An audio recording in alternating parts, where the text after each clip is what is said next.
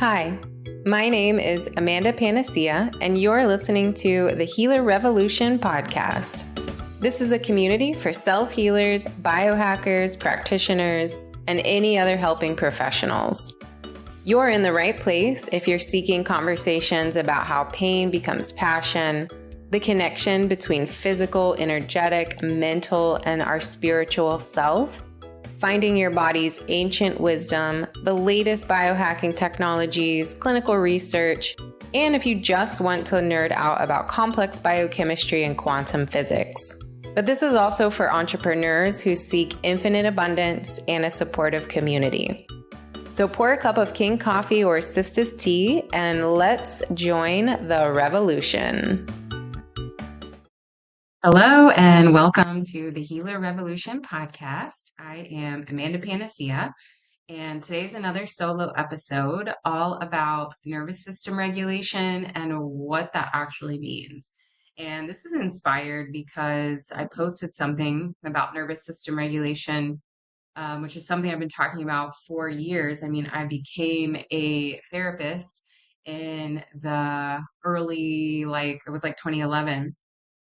And nobody was talking about the nervous system then. It was not a word that I learned in my counseling degree.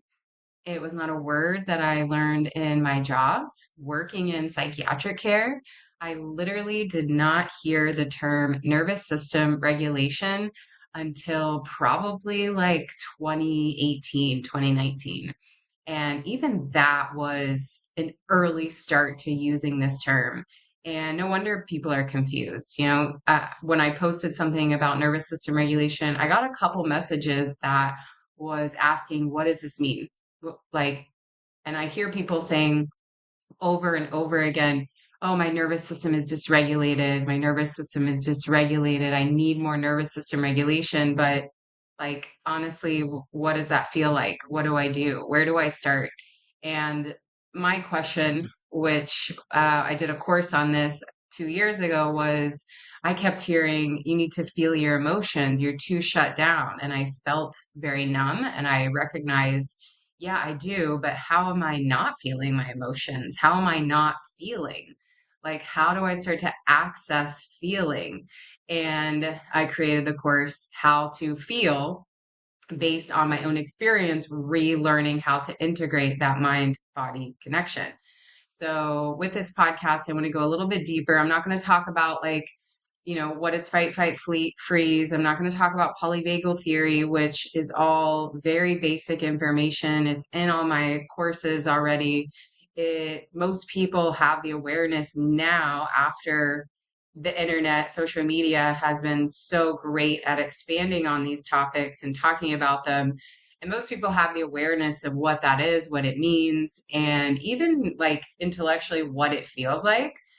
But in a nutshell, nervous system regulation is the ability to fluidly move between different states of arousal. So, fight, flight, freeze, fawn, and then rest and engagement, social engagement. Um, those are all the different states. And everything in life is an ebb and a flow, an expansion and a contraction. Everything is a frequency. So we have that wave of up and down. And we have sayings, what comes up must come down. And we talk about calming down or being upset. So in our language, we recognize that polarity of these nervous system states, of the different frequencies of how we are feeling. And when we have a regulated nervous system, it doesn't mean being in one of those states all of the time. Every single nervous system state has its own biological purpose, including the most important is survival. So everything is biologically based on survival. And being able to respond appropriately, keyword here, appropriately, to life's demands with still maintaining a sense of safety or being able to feel safe, engaging and responding to everyday life. being able to feel the full spectrum of emotions and without the emotions causing you to go into a maladaptive coping mechanism like avoidance or addiction or um, avoidance, addiction, collapse. And sometimes that's automatic. That can be a trauma response. So there's nothing wrong with these automatic patterns, but with nervous system regulation, step one is going to be bringing those patterns into the cognitive awareness so we can then start to not just be aware of them, but start to recognize those patterns so that once we have that awareness, we can then start to choose something differently. If something is unconscious, if something's automatic, it's hard to change. So awareness is always that first step. So nervous system regulation means your nervous system can adapt to stress, sometimes going into fight, flight, freeze, or fawn. There's nothing inherently bad or wrong about any of those nervous system states, even if they are happening at the quote unquote wrong time, which, that is based on your own experience, your own generational trauma, your own past trauma, your own just life experiences that has shaped how your nervous system responds to these things. There's nothing wrong with that. But again, step one of nervous system regulation is to bring awareness to those patterns. Also, part of nervous system regulation is to recover efficiently, meaning something that causes fight or flight or fawn does not totally ruin the rest of your day, the rest of your week. Your nervous system is able to come back down into a state of rest and parasympathetic state, which is that rest and digest, heal, detox, repair energetic state at an appropriate rate. So, something happens, you have this big spike of adrenaline. I have seen that an emotion or a hyperaroused state lasts about 90 seconds after there's a resolution to it. So, a car swerves, almost hits you. It's normal to feel that rush of fight flight energy, and then about 90 seconds, the emotion is capable of moving through you and starting to resolve. Now, starting to resolve doesn't mean in 90 seconds everything is all in well, but the energy, instead of continuing to go up, is going to start to come down. Also, part of nervous system regulation is to not get stuck in a collapse state. So again, responding, fight, flight, coming back into a parasympathetic activation in an appropriate amount of time and not getting stuck in the collapse. Now, again, sometimes that collapse can happen based on our automatic trauma responses that our body has learned, and that's okay.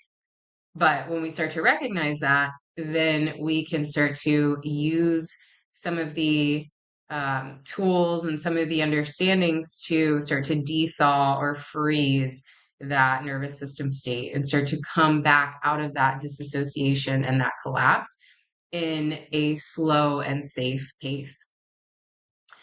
So, at its core, nervous system regulation is about learning how to feel safe in all of life's experiences, and also being able to respond appropriately to things that are dangerous, things that are disturbing, uh, abuse, being able to set appropriate boundaries. So fight flight energy is needed to keep us safe for survival.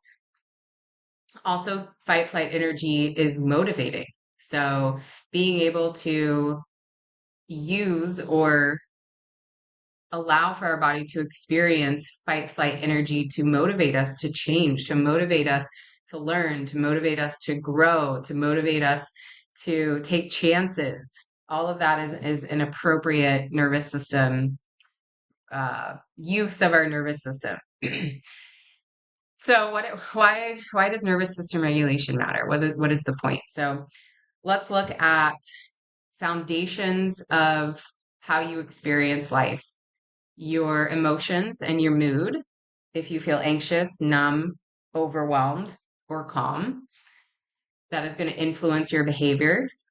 That's going to influence the thoughts that you're having. That's going to influence your sleep, your physical manifestations of how your body is responding to these feelings, these sensations. Your thoughts, are you spiraling? Are you thinking, do you automatically go to the worst or ruminate about things for days on end? Your behaviors and your reactions, do you respond intentionally or react without thinking, react and then feel guilt and shame?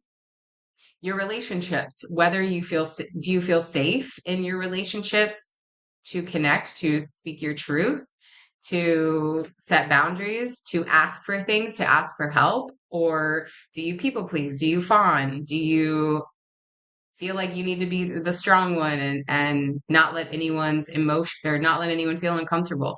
Do you have strong reactions to other people's emotions? When somebody else is upset, does that make you feel really uncomfortable? That's a big one. And then physical health. We know, and I've done some podcasts on this myself, we know that chronic stress, whether that's from chronic physical stress, chronic emotional stress, chronic stress from having trauma in childhood and remaining very hypervigilant over many years to decades, we know, and also through the lens of German New Medicine, that chronic stress or perceiving something to be inherently stressful, highly acute, unexpected, that makes us feel isolated, we know that our body's going to have a physical response to feeling like that, to perceiving the world like that. And every perception that we have, whether that is this is too hard, I can't do this is too stressful, versus I'm always being attacked, or I'm always alone, or I'm always broken, or people always abandon me, or people are untrustworthy, people always let me down. These perceptions, these beliefs that we have, that we see the world through, is going to dictate how we feel, more of the thought patterns, more of the behaviors, and how our body is physically responding. So nervous system regulation is very, very important for being able to see the world in a more realistic view instead of coming from old wounds and trauma patterns. And then, therefore, if we see the world in a more safe light, then the body is not going to need to respond with survival responses, with making changes to our physiology to survive, because we inherently feel safe in the world. So, what are some signs of nervous system dysregulation?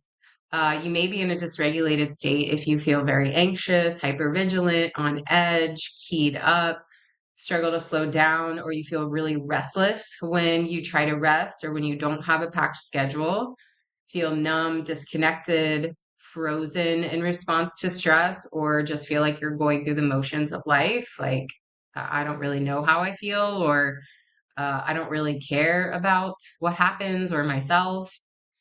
If you have difficulty trusting others, if you have difficulty trusting yourself based on past experiences, if you over intellectualize emotions instead of feeling them, if you have taken a million courses and understand logically what is happening in your body and why you're like this, and why your family history and your childhood contributed to feeling like this, if you're able to overly analyze and explain the reasons and the patterns for everything, but you still don't have the results of knowing that information, if you have strong emotional reactions that feel very out of proportion, if things are very overwhelming for you, if you respond really over the top and then feel guilt or shame about that afterwards, if you feel like you're stuck in cycles of burnout or exhaustion,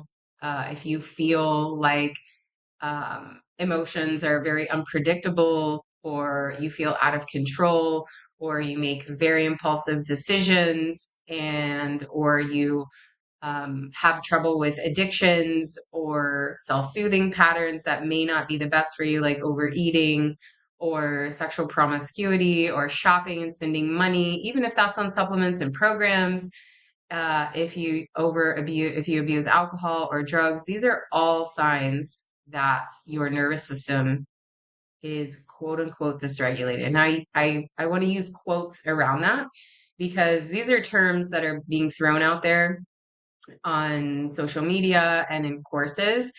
And I understand why these are good terms to kind of accompany so many patterns and so many things. But I want you to try and let go of the label of nervous system dysregulation bad, nervous system regulation good. So there's no good or bad to any of this. We want to look through this lens of curiosity and a non judgmental attitude.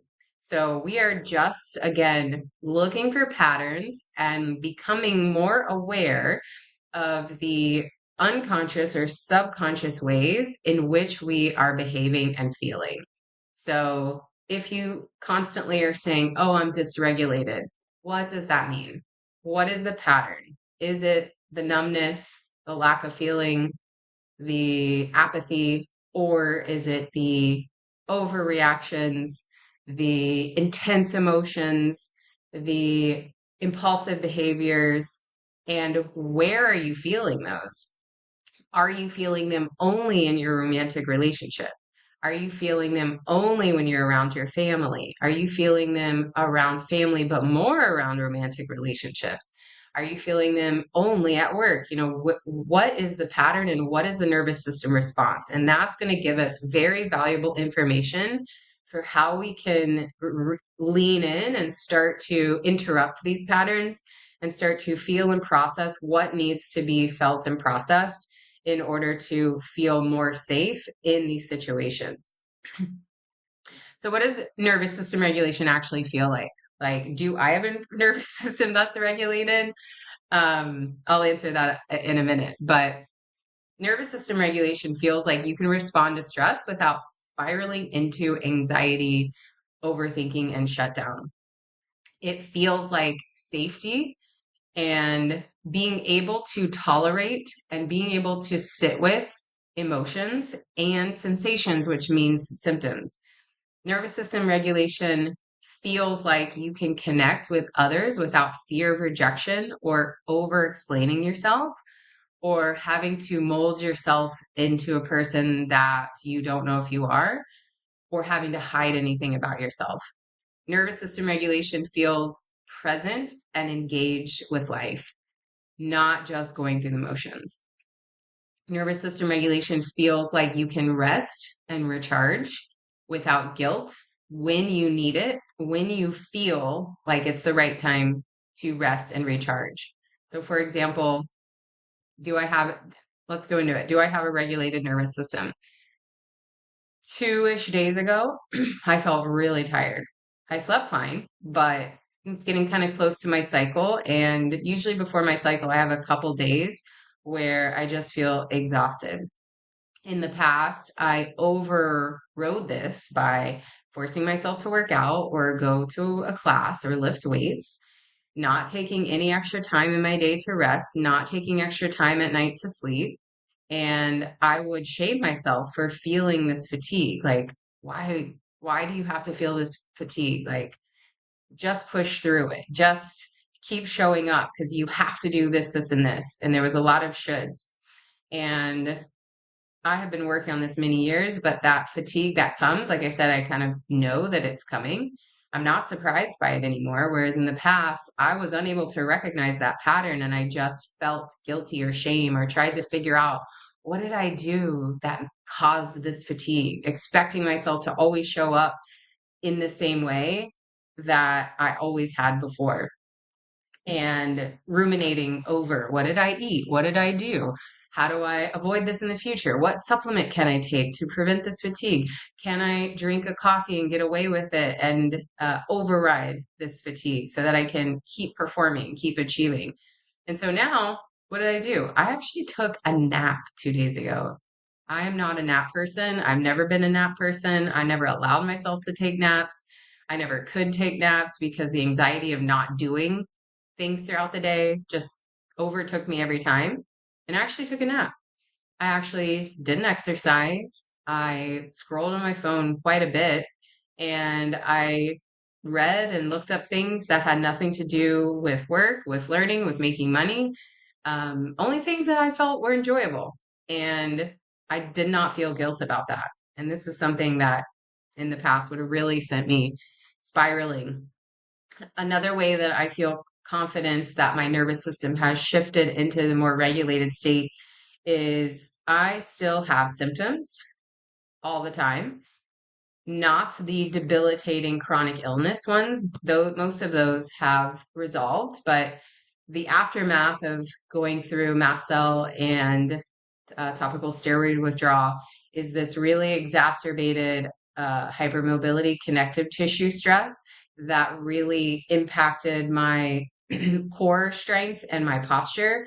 That has put a lot of strain to various muscles in my body, causing a lot of pain and causing, split a disc in my back, herniated a disc like a year and a half, 2 years ago. And things were kind of never the same after that. I actually did it twice, but things were kind of never the same after that. And I know that was a direct result of this illness, not being able to move and all of those things. So being able to experience symptoms, but also live life without them really ruling how you're feeling, what you're doing. So letting go of that end result that once I am healed from this, then I can start enjoying my life. Then I can start showing up in my business. Being able to not ignore the symptoms, but being able to sit with them really, really deeply. And this is hard to explain logically because there's a felt sense of being able to tolerate a symptom, even something scarier besides just the pain, like heart palpitations that I used to experience, or I just had a really intense illness with a fever and I was very dizzy. That probably came from the flights and histamine, massive amounts of histamine triggers with those long flights and being very dehydrated, but also, going through this massive healing phase, being able to feel safe despite having such a dysregulated amount of symptoms, knowing that I am inherently safe in that I don't have to micromanage this. I don't have to step in and take a bunch of things to get through this illness, this inherent sense of trust that my body has got this and that I'm never going to go backwards to the illness, the sickness that where I was at before. Another red or green flag of nervous system regulation that I feel now is being able to show up without being afraid of people truly seeing me. So like right now, here I am in my workout attire. I just worked out. I have like no makeup on, makeup from earlier that is probably washed away. And my background is just whatever in my Airbnb here in Thailand. And I've let go of that, like needing to show up and look perfect or needing to prove to the audience or my colleagues that I'm a professional and I have this great healed life and this nice, expensive studio. And look, my skin is perfect now. I don't have that drive anymore. And even the last two podcasts I recorded was totally makeup free right out of bed. Like no preparation at all. And when I tell you my level of self-esteem issues were so deep that past relationships, I didn't even want my significant others, my boyfriends at the time, to see me without makeup on. That's how insecure I was about letting people see the true me and not just the physical aspects, but also the being able to speak your voice, being able to speak how you feel, your truth. People always say your truth, but what does that mean? Well, that's being able to say how you feel, being able to express a boundary. It's not just telling the story of your healing journey, although that has been very therapeutic for me and it's very therapeutic for many, many people because it's being able to be honest, not just about what you've been through, but how you felt. There's a lot of bypassing how hard some of these things that we go through are by being able to intellectualize and explain it. Oh, well, this happened because of this. And German New Medicine says that I went through this healing phase that was very deep because previously I had experienced this and I felt like this. And now, here I am now. And that's all like coming from a cognitive space. But being able to feel the intuition from your body that this feels good, this is what I'm being called towards, versus this is where I need to set a boundary, this doesn't feel good. Learning and developing and embodying that authentic intuition is what will get you to that regulated nervous system because you will start to notice the patterns of where you don't feel safe, of where you're having a fight, flight, freeze, fawn response, of what the feelings are in the body. And that information will show you the patterns of where there is something to be processed, a trigger to be understood, a symptom to be felt and listened to. And then that's where we bring in all of the quote unquote regulation tools. Now, there's a ridiculous amount of tools out there. You can tool your way through avoiding nervous system regulation. So the tools, I like to break it down into simple, actionable steps, but inherently, you can also become dysregulated by bypassing how you feel with tools. So I just want to make that clear. However, you can't just tell someone to feel how they feel in their emotions because that's what I was being told to do. And I didn't understand what that meant. So that's how I teach in my courses.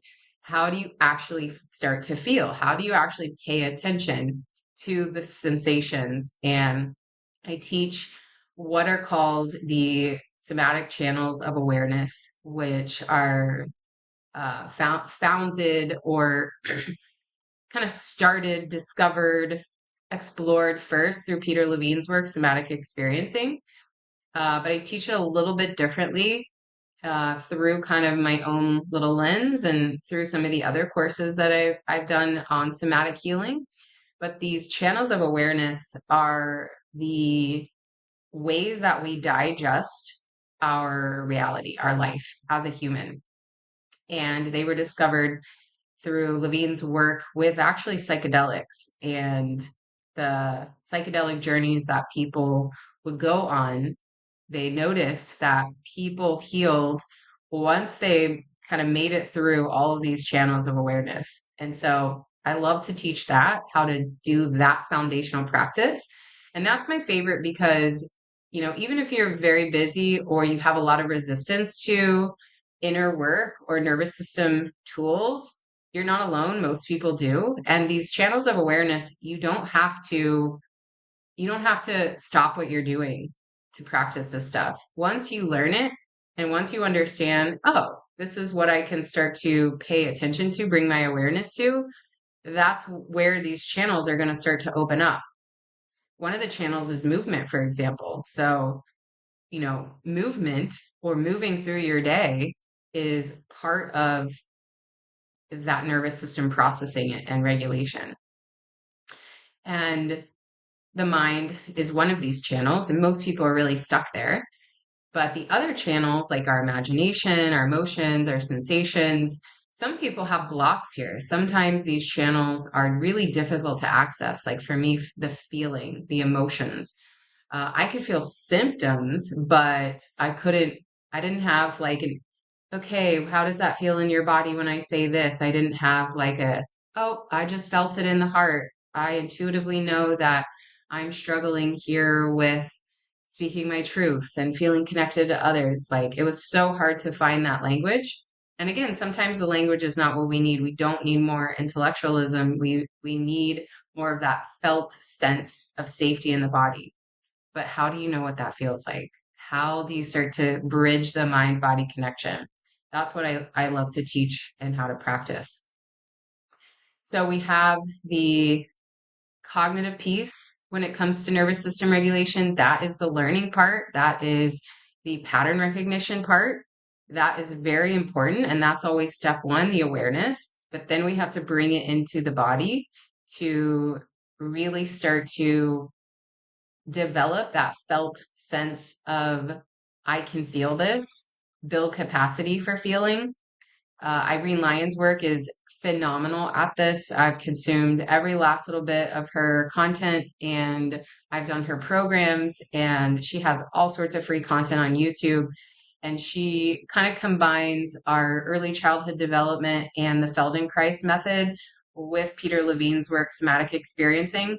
And I really found personally, because I was coming from a very functionally frozen state, that the somatic piece was the hugest part for me to start to understand what nervous system regulation actually was, because I had the cognitive piece. I became a therapist. I studied the theories and I could verbalize all of the awareness, but I didn't know how to feel. I didn't know how to move the energy into my body and actually start to develop my own intuition for what I needed to know what I needed in the moment, whether that was a walk or to go to sleep or to exercise or to say something, speak up.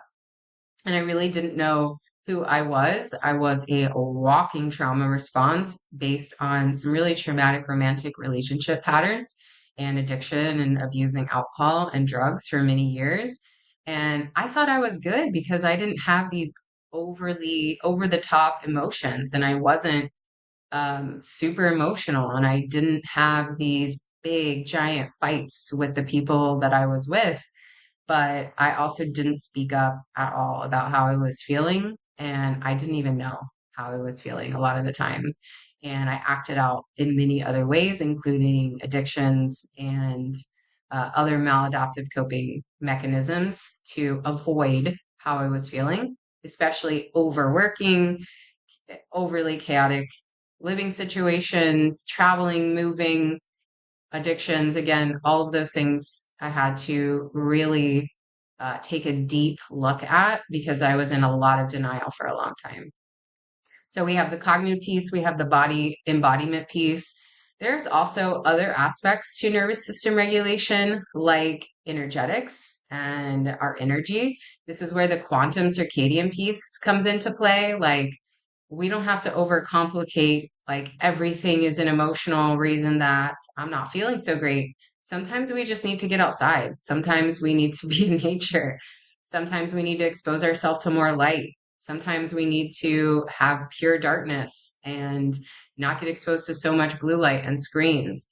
Sometimes we need to shift our diet to more local and seasonal foods, because these foods that are grown in the same part of the earth as us will have the light codes for where we are, what season we're at on the globe. And it helps our body to feel more safe when it knows this is where I am, this is the season, this is the time of day. All of that stuff makes a massive, massive shift. Things like energy work, I do theta healing oftentimes when somebody is feeling really stuck in a belief and a lack of safety and belief that just really is not shifting.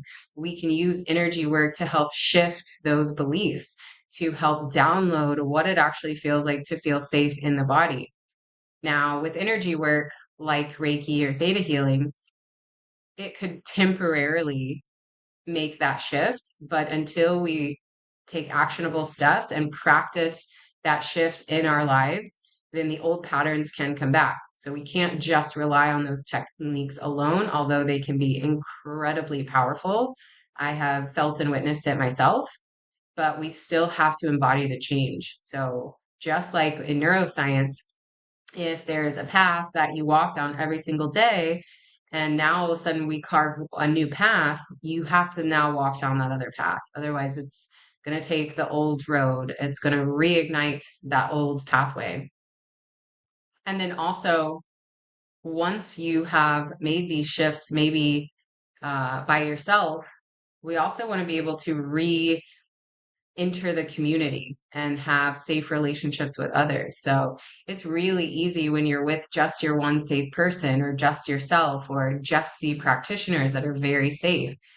but we have to re-enter that world and start to get triggered by the way other people treat us or the way other people misunderstand us, or in old relationships that maybe our family that weren't so safe in the past and that family member hasn't changed at all. Once we re-enter, we can start to notice, oh, I still have some triggers here. I still have some old nervous system patterns coming up, and I don't feel safe here. But the goal is to then start to feel safe again in those relationships. Doesn't mean go back into a relationship that was abusive. Doesn't mean put yourself in situations and try to feel safe in a nightclub where everyone's on drugs, right? Like, I'm not going to re-put myself in those situations. That would be traumatic. But we want to feel safe in situations that are inherently safe, you know, where we can recognize this is actually a safe place. However, I don't feel safe, maybe because of my old triggers and old wounds. And just final thoughts on nervous system regulation in general. Many people, and what was really popular back in the day was mindset shifts, right? But this is still a top-down approach. We really have to incorporate the body, the top-up, top-down approach to feel that inherent felt sense of safety. And when you shift your intention, like a lot of times your life doesn't have to look totally different, although it can. Like my life does look totally different and feels totally different than before I got sick. But when you shift the intention from maybe I'm doing this to fix myself, I'm doing this because I want to reach some end goal of healing, to what what would feel really good, and what would my life look like if I didn't have this end goal, if I already had it, if I didn't have something to fix, if I wasn't broken, if I didn't feel like garbage, what would my life look like and what would I be doing? And start to lean more into those things. Another great way to look at this is, what did I like doing as a child that I loved doing just for the sake of it? Like, I found it very enjoyable. Not something that was going to heal me, not something that was going to make me money, not something that was going to make me a different person. Like, I always wanted to be a different person than myself. Um, like that really low self-esteem. I was like, okay, well, maybe if I just try to act more like and look more like that famous celebrity, maybe if I act more like the girls on TV, I'll feel different. People will treat me different. 'Cause maybe if I'm anything but who I really am, then I will feel different. And going back to that inner child thing that you enjoyed, and even if you don't enjoy those things anymore, maybe it was playing with dinosaurs. Like, I'm not going to do that now. But what is something that you can bring in that you like doing just for the sake of doing it? Not, there's no ulterior motive. There's no reason for doing that other than like, it's fun to you. It feels good to do that, and start bringing in more of that energy. And even if there's nothing, ask yourself, if I did enjoy my life, what would I like doing? And see if you can start there. So I hope this was helpful for you all. Send me a DM if you are interested in working with me one-on-one, where I like to call it my 5-step process, but ultimately we are learning how to feel, learning how to embody, learning how to foster our own intuition. That's really my goal of working with people, is to teach them how to be themselves and do this work themselves. Like, I don't want to be working with people for years on end. It's not like regular therapy where you're like, oh, my therapist of 10 years. We're not going to be doing that. I do work with people long term, but the initial 3-month package often is all people need. A lot of times, this is it. Like, it's very simple. And I often say, if you are bored in the beginning, you're doing this work right. You're doing nervous system work right. And I even don't like calling it work, but I don't, nervous system embodiment, nervous system awareness. Is there a better word for it? I don't know, to get across like what we're actually talking about. I also offer, if working one-on-one is not something you're capable of or interested in right now, I offer a $97 course. It's called Feel to Heal. My course a couple years ago is How to Feel. Not to get them confused, but it's the same information. I just changed the name for marketing purposes. I was told How to Feel was too confusing. So let me know if you like the old version. But that $97 course teaches the basics of nervous system one-on-one, as well as the five-step process. It also has guided audio files and explains all of the techniques that will help to desensitize tracks, triggers, emotions, processing emotions, feeling and processing sensations, and learning how to foster your own intuition. And that you can find at feeltoheal.co. And I also offer $50 a month coaching sessions for my group. It is only $50 a month, and there are 3 calls every month. That also comes with all of the past calls. Every call has a different topic, and every call also has a guided group session. And then you also have all of the past calls of education, but also all of the past meditations and guided sessions too in a separate folder. So you can revisit those. Like we have a really great one on boundaries, on leaning into anger, on cell danger response. There's so many calls that we've done that have just been really, really insightful and really helpful. And I think that's it for my nervous system offers, but I'll probably be coming out with more.